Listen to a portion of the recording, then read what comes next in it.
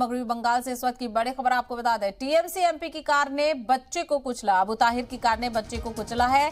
6 साल के बच्चे की मौके पर ही मौत हो गई। मुर्शिदाबाद से टीएमसी एमपी हैं अबू ताहिर। बड़ी खबर, बेहद अफसोसनाक खबर इस वक्त की आपको बताते। मगरबी बंगाल से यह खबर आ रही है। मगरबी बंगाल में टीएमसी एमपी की कार ने बच्चे को कुचल दिया। अबू ताहिर की कार ने 6 साल के बच्चे को कुचल दिया है और इस बच्चे की मौके पर ही मौत हो गई। बेहद अफसोसनाक। मुर्शिदाबाद से टीएमसी एमपी हैं अबू ताहिर।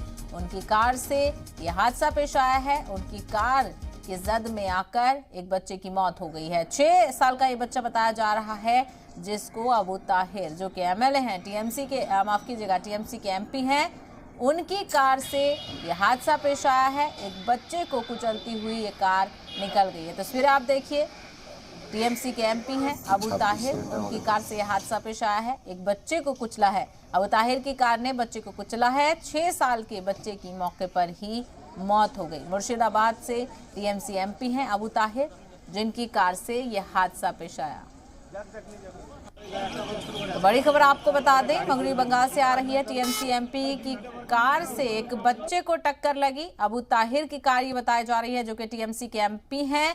उनकी कार से एक बच्चे को टक्कर लगती है, जो कि सिर्फ 6 साल का बच्चा है। उसकी मौके पर ही मौत हो गई।